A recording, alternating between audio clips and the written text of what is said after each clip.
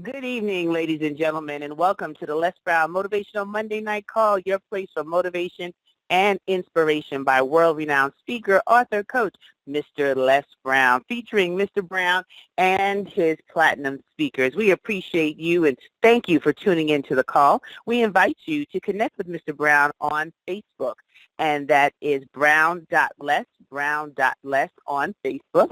And you can also visit the Les Brown University, lesbrownuniversity.com, to be able to find out how you can just get some real juicy nuggets of inspiration from Mr. Brown at lesbrownuniversity.com, and you can let them know I sent you, Dr. Stacie N.C. Grant. And then you can also go to the lesbrowninstitute.com, where you can find out about the next upcoming training with Mr. Brown. If you are looking to find ways in which you can go ahead and start speaking yourself or creating your coaching business and sharing your brilliance with the world. So we appreciate your interest in what Mr. Brown is doing to change and inspire lives all across the globe. So with that being said, make sure you stay connected so you can find out about the different opportunities that you can see Mr. Brown live and participate in the work and the training. So tonight I wanted to let you know that Mr. Brown is sending you his love. It is a great time when he is feeling on top of the world and inspiring lives and traveling the country, and sometimes you can't get on live to share the message directly with you, but he is grateful for all of your prayers and email that you have sent in and just encouraging words that he knows that his work is not in vain. So I just want to, on his behalf, let you know how much he appreciates and values each and every one of you. And in the climate of our world, there's so much going on, right? And today was a day where everyone was talking about the solar eclipse 2017. And I was thinking about just what all of the activity is. I mean, it's a once-in-a-lifetime opportunity for many. It's been quite a while since the last eclipse, and who knows if we'll be able to see another one in this lifetime.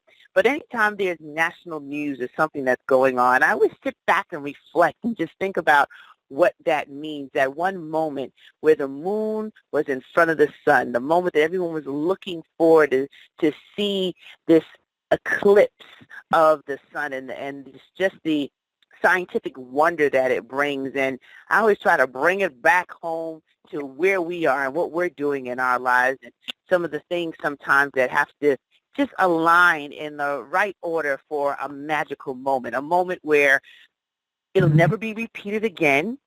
It'll never be duplicated again, but just a moment, and in that moment, what that means and what that experience can bring.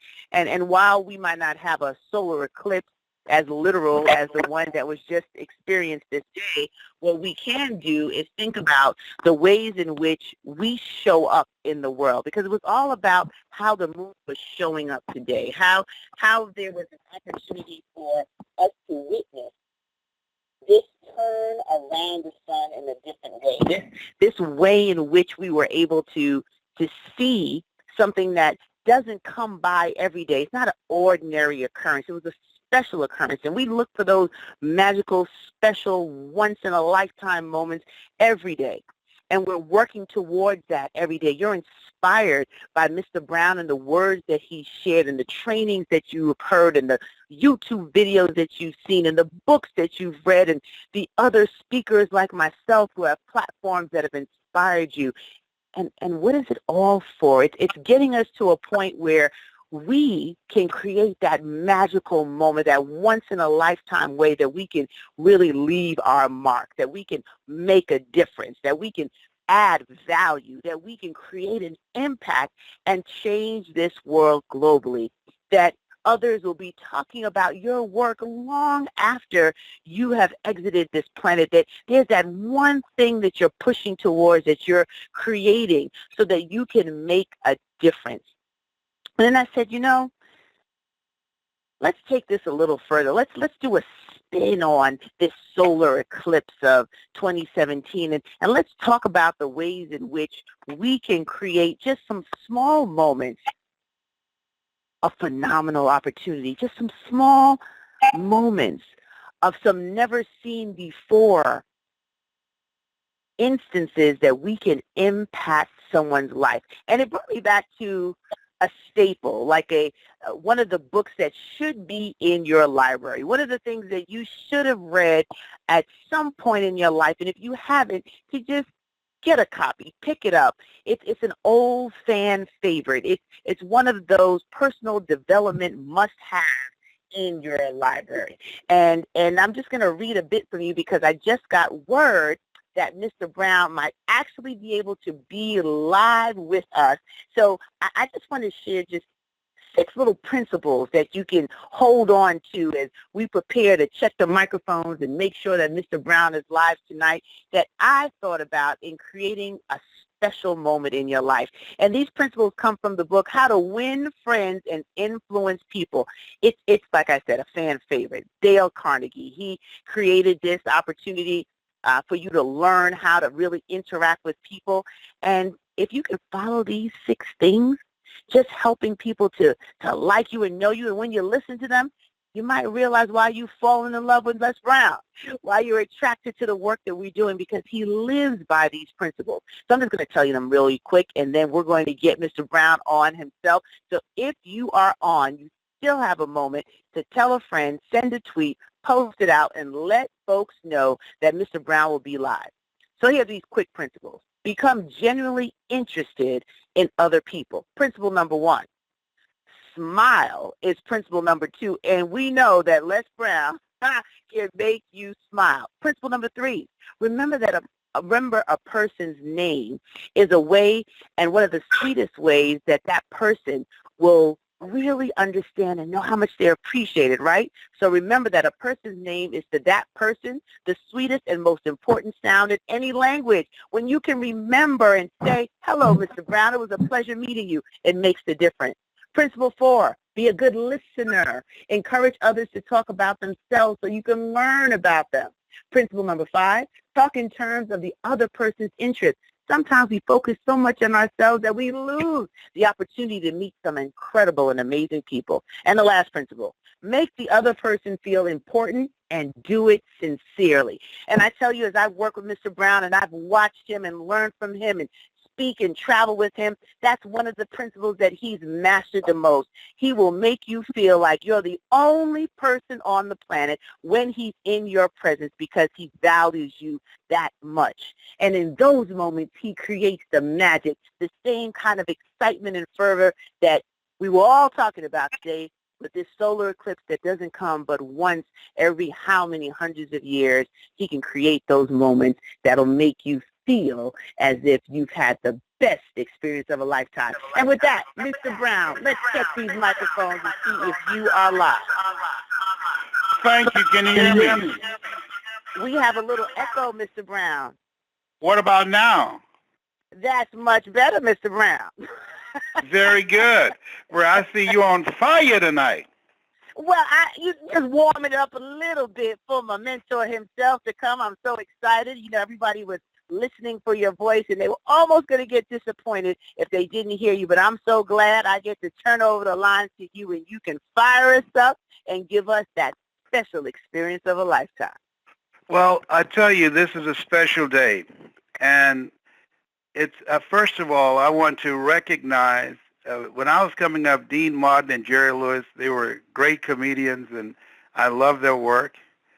But I also love and admire the work of Dick Gregory, who he passed this past weekend. Dick Gregory marched with Dr. Martin Luther King Jr. Dick Gregory was one of the most courageous men I've known. I remember during the Civil Rights Movement and the pledge that he made to Dr. King, who had embraced the principles of Mahatma Gandhi of being nonviolent. Dick Gregory did something that I know I could not have done. He watched a white police officer kick his pregnant wife, and he did not intervene. He kept his commitment to nonviolence, to make it possible that we would be able to walk with dignity rather than ride in shame. He He restrained his anger so that we would have the ability to have the ballot rather than the bullet. He honored our lives with his life and his commitment and his sacrifice so that we would be able to live our dreams rather than the American nightmare. So I salute that brother. He was a very odd brother. He was a health fanatic who loved barbecue every now and then. He would put on some shades and a cap and sit outside of a barbecue place and have somebody go in and get him a rib. He was a funny guy. He was a great guy. Dick Gregory, he lived a full life, 84. I want to talk about now. A lot of people talking about the eclipse. I didn't watch it. I didn't get all caught up in it. But let me tell you what I did get caught up in. On this day, many years ago, in Hampton, Virginia, was the Nat Turner Revolution. On this day, Nat Turner got a group of men together to fight for our freedom. On this day, Nat Turner had a vision and a dream that he was determined that we would become free. They called out the National Guard. When they captured Nat Turner, they tortured him. There are some places. I did a play called The Return of Nat Turner with Dr. Anthony Sweeting, who now lives in Atlanta. It was a gospel play, but great, riveting acting. And I remember going to Southampton, Virginia, and I remember a family, a white family there, and the lady took us out to a little shanty house in the back and showed us a lampshade where they used his skin for a lampshade. Nat Turner was a great man. And on this day, he did the unthinkable. He waged a revolution to fight for our freedom. So that the words of the black anthem that we've heard, stony the road we trod, bitter the chastening rod, felt in the days when hope unborn had died. Yet with a steady beat have not our weary feet come to the place for which our fathers sighed. We have come over a way that with tears has been watered. We have come treading a path through the blood of the slaughtered. When I lived in Columbus, Ohio, I was known not just for being a disc jockey. I was known, if you talked to anybody there about Les Brown, for doing editorials and for speaking out in 1974 and 1980 against police brutality when it was not possible, when it was not popular. Someone sent me something, a guy, when I was in Chicago and on radio in Chicago. And he saved several years some editorials that I did against police brutality, particularly in Chicago, because the United Nations had recognized Chicago as the worst country in the world with the most brutal police force in the world. And some things happened in Chicago. I'll never forget when I was on radio and I did an editorial, and I was very popular. But after I did this editorial against who at that time was the Mayor Daley, that all the speaking engagements in Chicago stopped abruptly because I was considered too militant. Mayor Daley would interview with anyone, but he would not interview with me. And because he knew I would eat him alive. And so I want to play something that was sent to me, and I said, oh my God. As we look at this day, a time where the President of the United States has has emboldened the Nazis and the Ku Klux Klan and skinheads so they no longer have to hide in the shadows, that they can come out now and show their faces because they have leadership in the White House. And I went to an event here in Cleveland, and I had to be escorted out because I spoke up. And I never thought things that I saw on television this past week with men marching with tiki torches, saying Jews will not replace us, saying blood and soil, quoting the quotes from Nazis. I never thought I would see people doing a Heil Hitler sign. I never thought that when we look at the police brutality that takes place today, I did a lecture on how you can increase your chances of living if you follow these directions. And as I was talking to these young men, it bothered me that even if they did everything I said, they could still be killed.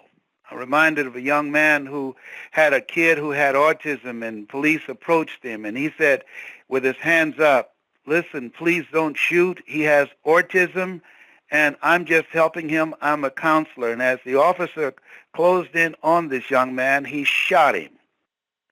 And the young man asked, "Why did you shoot me?" "I had my hands up. I have no gun. I told you that. This young boy has autism." And the white cop said, "I don't know." Now, we're living in a time where we have to tell our young men that we don't have equal protection under the law.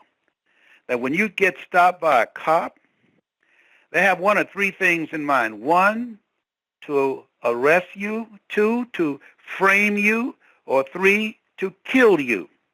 And they know they have no consequences for their actions. They know the prosecuting attorney is on their side. They know the judge is on their side. They know that good cops will not testify against them. My brother-in-law was a police officer for over 20 years, and I said, "Have you seen things that we talk about in terms of police brutality?" And he said, "Yes." I said, "Did you tell?" He said, "No." I said, "Why not, Alex?" He said, "Les, when you stop someone, they're a stranger. And if my white partner beat them or killed them, and if I tell, not only would I jeopardize my career, I'll be called a snitch. But if I get in a vulnerable position and call for help, they will say to each other, 'That's that snitch. Let him get killed.'" He said, "They will never tell on each other." And so cops know they have absolute power. And the President of the United States say, when you arrest someone, don't put them in a car gently, don't put your hand over the head, rough them up. When you have that kind of sick, demented leadership in the White House. And so when DJ Phantom in Chicago sent me one of my editorials, it brought back a lot of memories. It struck a tone with me. It reminded me of Les Brown, the activist. And I tell you, as we look at where we are and what we're going through, that I truly believe that we were born for a time like this. I truly believe that greater is he than in us and he that's in the world. I truly believe that we have to speak from the place, the Jews who said never again. I truly believe there's a determination and there is a level of courage that we must display now than we've never done before. I want to play something for you when I editorialize about these men, these black men that were arrested in Chicago. And no one had spoken out against this. They had been in prison for years, and confessions had been extracted from them. And the Mayor Daley and the state attorney made a deal that they would not reveal what these white cops did to these black men. And I'm going to play it for you. And until the statute of limitation would run out so that the families could not sue. And the reason that I'm saying this, that when I talked to these young black men yesterday, that I should not have had to have that conversation. But we don't have equal protection under the law. Even though the increase of police killings has increased by 40% in 2016, but 71% of the white cops are killed by white men, not by black men. So when I think about the voice that I used to have before I did motivational speaking, this brought back some memories. I want you to hear something. Just a moment. Hello, this is Les Brown. Black folk all over Chicago are talking about it. The Chicago Police Torture Report that has brought shame to law enforcement around the world. I read it, I cried, and it made me sick to my stomach. First of all, can you hear it? Hello? Stacie? Yes, we can hear it loud and clear, Les. Oh, you could? Excellent. I'm not going to play the whole thing, but listen to it. Hello, this is Les Brown. Black folk all over Chicago are talking about it. The Chicago Police Torture Report that has brought shame to law enforcement around the world. I read it, I cried, and it made me sick to my stomach. The findings of this report will make any black person gasp with horror and ask in disbelief, how could they do that? We cannot ignore this. This could have been your father, your brother, your son. To sum up the findings of this report, during the mid-70s and early 90s, Chicago police carried out systematic torture of numerous black men to get them to confess. They beat them until they defecated on themselves. They put bags over their heads and would choke and suffocate them. They handcuffed them to scorching hot radiators and held them there as they screamed in anguish. And if that wouldn't break them, they administered electric shocks to the black men's lips, to their gums, and even their penis and testicles, until they would confess. Who wouldn't confess after that? Who wouldn't confess after that? They wasted millions of taxpayers' dollars to tell us something that we already knew. When the information about the Chicago police torturing black men came to the attention of your mayor, Richard Daley, who was then the state attorney, Richard Daley did absolutely nothing. Shortly thereafter, Richard Daley ran for mayor as the law and order candidate, if you please, and was elected overwhelmingly with the black vote.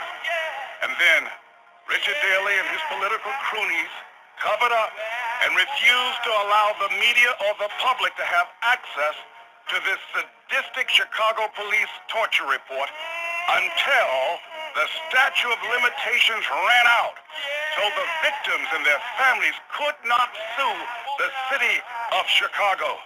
And his political friends and the police that were involved would not have to pay for their unconscionable sick crimes they committed against these black men. And now, the mayor's all over the media saying that he was not aware for 20 years that Chicago police were torturing black men. Now here's a man who has a reputation for being a hands-on mayor, involved in every area of city government, but he didn't know Chicago, the city that works for whom? These black men didn't get justice. This isn't justice for these black men. We can't let this go. We can't forget this. Does the mayor think that we are stupid? That the black community is just plain stupid? Well, maybe he does. And sadly, maybe he's right. Because we keep on voting him back into... Well, that's enough, but that was the old Les Brown. You never heard that one, Stacie. I sure didn't. I'm sitting here with my mouth on the floor like, what? Oh, let me tell you. One time a little girl got killed in Chicago, and when I heard about it, I was so upset. She got killed by a stray bullet. And I told Elroy Smith, I said, if you let me on the air, I guarantee you we will find the killers, because everybody in the neighborhood said they didn't know. And so I did an editorial about it, and I want you to hear what happened. Hold a minute. Hello, this is Les Brown. As you are aware, recently, tragedy struck our community as gunfire rang out at a church parking lot, killing a teenage musician and wounding another. Again, we see the unexplainable loss of a young life. We've seen so much of that in the past month. And here we are now, mourning another. This latest boy, Terrell Bosley, was just 18 years old, and by all accounts of those who knew him, a gifted and good person. He was a self-taught musician who preferred to use his talents to praise God. In fact, he was at church to have an early practice session before the rest of the choir arrived, and he was shot and killed. Shot on God's property. Police are searching for the shooter, and we know somebody out there can help them in that search. Somebody knows who killed this young boy and who shot the other one. Somebody can help police get to the bottom of this now and perhaps begin to find answers so we can begin to heal. But somebody has not started talking yet. I'm sure you would wonder, why would somebody choose to protect a murderer rather than help save other lives? The reasons many give for staying silent are, well, they don't want to get involved in other people's business. Well, this is all of our business. An underground criminal movement promotes this mentality, that it's better not to snitch than it is to help fight crime and save lives in our community. But there's no honor in protecting heartless criminals, murderers, nor is there safety for who's to say that you or someone you love will not be the next victim. Whatever the reason for letting silence rule, it cannot continue. Silence provides a haven for those who deserve to pay for their crimes. These people need to be taken off the streets. That people would be so bold as to gun down another of our children anywhere, let alone a church parking lot, deserves our attention. It demands our voice. We must let this person know, and people like this know we are no longer looking the other way. Well, let me stop that. Anyhow, the person, his mother turned him in. I mean, Wow. when you hear it was a very riveting. Several situations. See what's happening now. This reminded me when I was a disc jockey. I felt that radio was an instrument not just to entertain and to tell jokes and laugh and just be foolish, that it could be used to create a culture, a mindset, and create and develop collaborative, achievement-driven, supportive communities that will allow us to change our mindset, to decrease the level of unconscious self-hatred that caused 95% of black men to kill other black men, to decrease the incarceration rate and the recidivism rate and the dropout rate, and to create communities where our children can play in the front yard, communities that we don't have to worry about being killed by a stray bullet, communities that are not ripped apart by drug pushers and drug addicts, that the media is a powerful, powerful instrument, and that's what I was known for in Columbus, Ohio. That's why even when they fired me, was dealing with a police brutality case called the Kahiki incident, where a Vietnam veteran was struck by police with a club while he was holding his 8-month-old baby. And I editorialized about that, and shortly thereafter, I was fired because nowhere in the country were people talking about police brutality. It was not fashionable in 1974 when I went to Columbus, Ohio.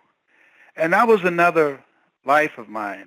And when he sent me these, there are several, I cried because when I think about what's going on now, when I see where a young boy, 25 years old, killed his 7-year-old sister, and 2 other young kids that were at the house he was supposed to be babysitting for. This is unprecedented. This is not a level of craziness that has happened in our community. And you can't tell me that garbage in, garbage out. When we have our kids listening to anything and watching anything that does not value life and filled with profanity and does not give them a vision of themselves in the future and creates an entertainment-driven culture, and anything goes, how they dress, how they carry themselves, the language that they use, and we sit around and pay big dollars to go see these filthy-mouthed comedians and think it's funny, and everything's fun and games. And the average immigrant who comes to this country have a 4-time greater chance of creating their own business, buying a home, and becoming financially empowered and independent because they are purpose-driven, because they are achievement-driven, because they have a strong sense of self. When you have a strong sense of self, that gives your life a sense of purpose. And when your life has a sense of purpose, that gives your life a sense of direction. I'm in the airport the other day. A young guy came by, and he purposely had his pants below the cheeks of his behind and his underwear showing, and he obviously had been sitting for a period of time, so there was a circle of moisture that formulated in his underwear that you could see. And as I looked at him, it reminded me of who I used to be. It reminded me that if he had lived in Columbus, that I'd have got into his head with one of my editorials, and he wouldn't dress like that. I'd got in his head, and he would have more respect for himself. I'd have got in his head, and he'd had a vision of himself in the future. So last night, when I was listening to these, I was asking God, am I doing the right thing?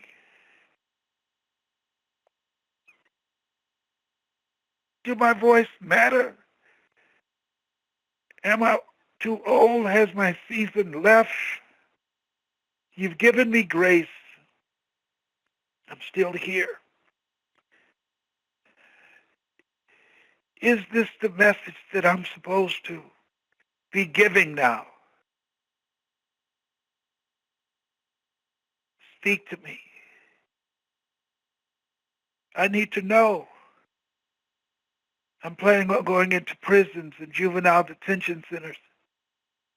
We got too many young men that are in prison and too many young girls. The incarceration of females has increased. And many of them are more vicious than the young men that have been in prison. So while everybody's talking about the eclipse,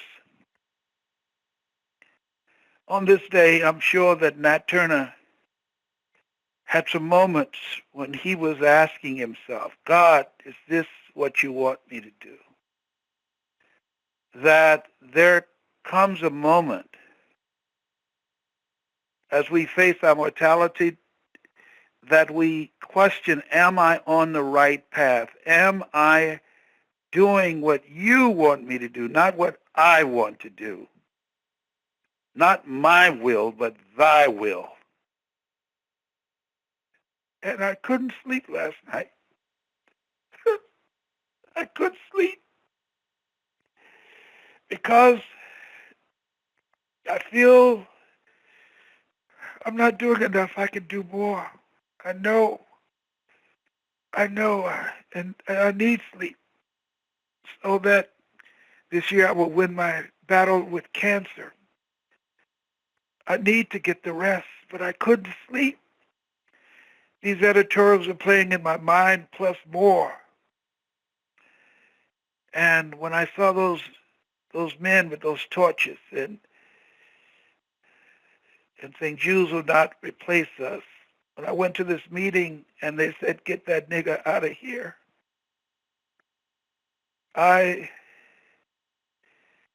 there's something in me that I just feel I'm not doing enough. But I'm just waiting for direction. What Les Brown should I be? Which one is most needed now? The one that says you have greatness within you? The one to tell people what they need to do to make it during this time with the most toxic, debilitating, destructive leadership we have ever had in the history of this country? Or this other Les Brown that some call militant, this other Les Brown that told what he saw, this other Les Brown who spoke from the pain that he experienced as a young man and was brutalized by police, this other Les Brown who knew how cops extracted confessions in Miami when they would round us up and strip us naked and use clothes hangers and put it around our genitals and hit us one time and said, either sign this confession or you're going to fall with the next blow. This other Les Brown who witnessed that, who experienced that. I don't know where my voice comes from. I often think, because I'm adopted,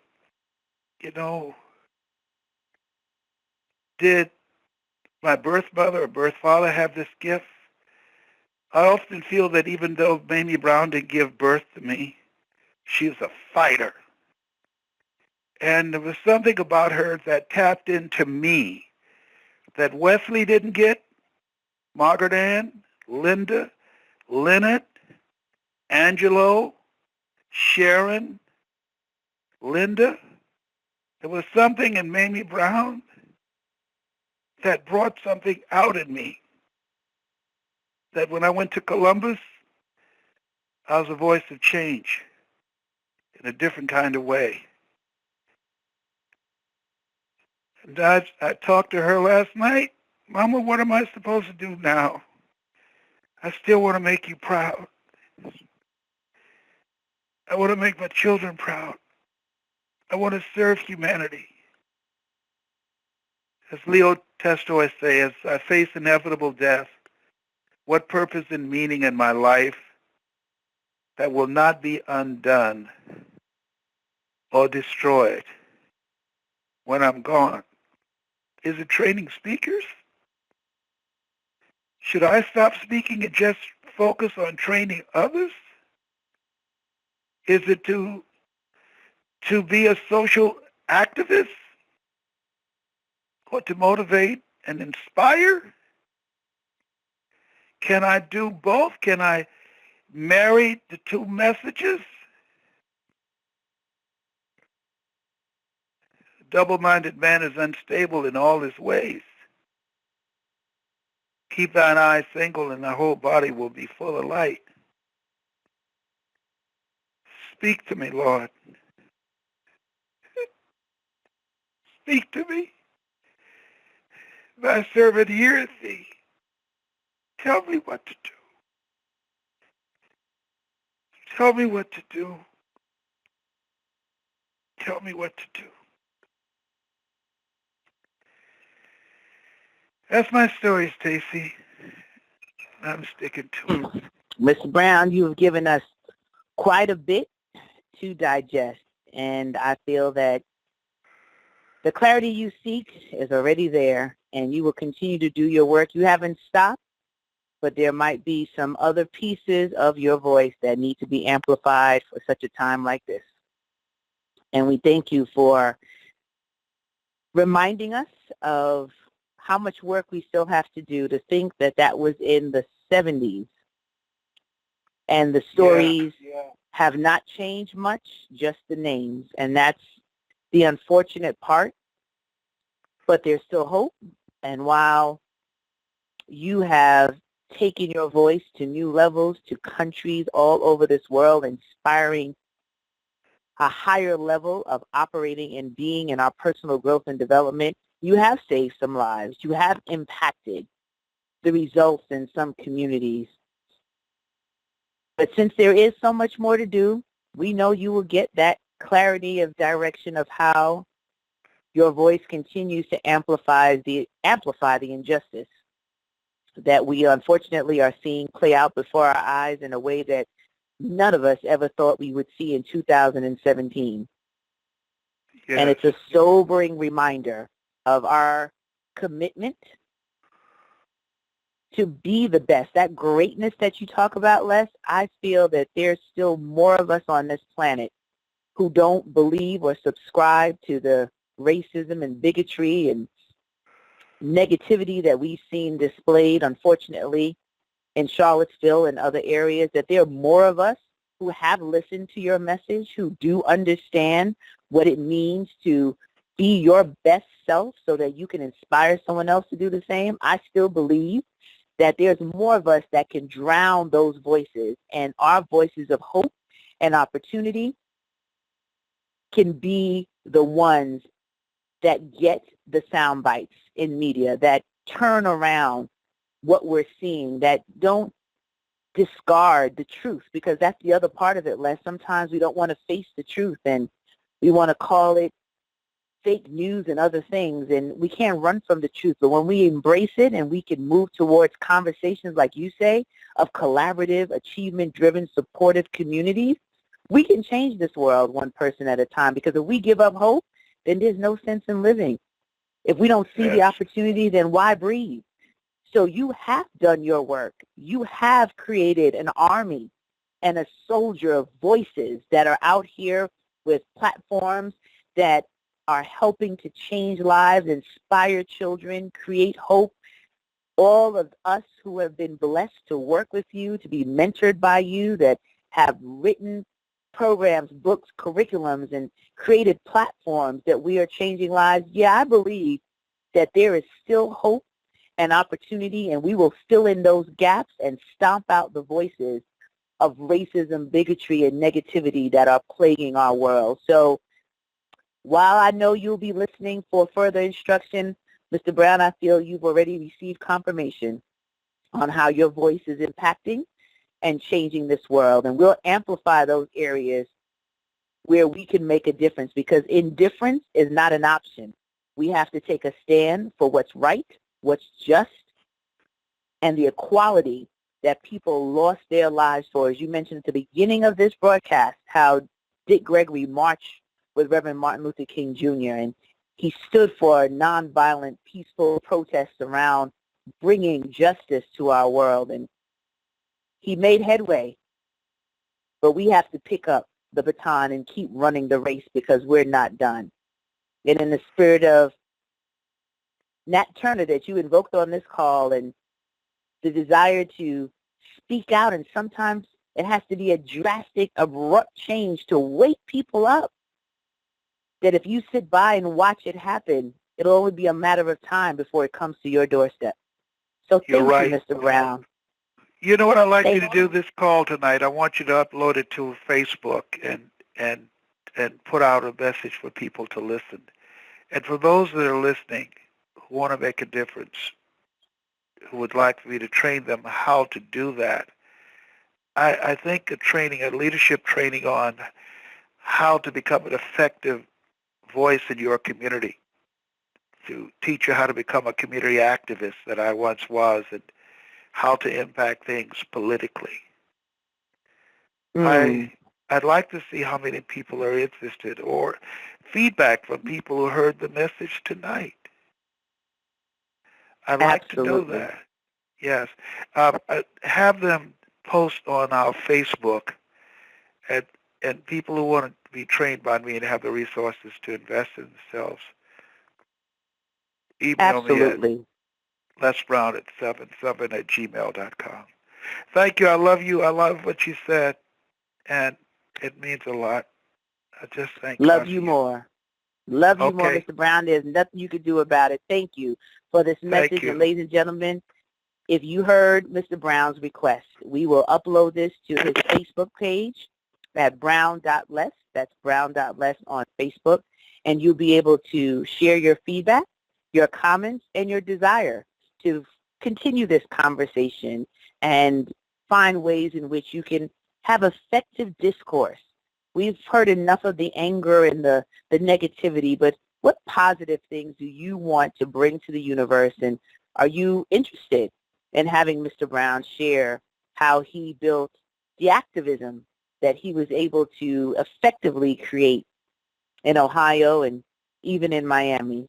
So the charge tonight is for you to just sit with the words. We're not going to open back up the call. We're just going to ask you to visit the Facebook page, brown.less.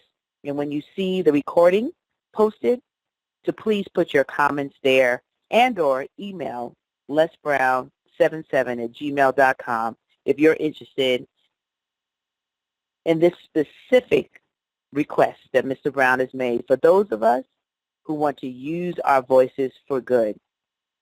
Quite a bit to digest, family, but I am confident and I am secure in my beliefs that those of you who are connected to this call, who are part of this community, that we're cut from the same cloth and we're going to use our voices for change. We're going to stand under the beacon of hope and make a difference and drown out the voices that would dare to tear apart this great democracy or interrupt the opportunity for each and every citizen to walk in the greatness that they have inside. That's my story, and I'm sticking to it. God bless you all, and if you want to email me as well, you can send a message right through my website, actionactionbook.com, actionactionbook.com, and you can send a note there. So you have three options of how to get your responses back to us. That's brown.less on Facebook, brown.less on Facebook, or lesbrown77@gmail.com, or you can email me straight through the website on actionactionbook.com. God bless you all. Hope that you continue to enjoy these last summer days and to reflect on how your brilliance, your voice, your story can make our world a better place. This is Dr. Stacie N.C. Grant signing off. Bye-bye, everyone.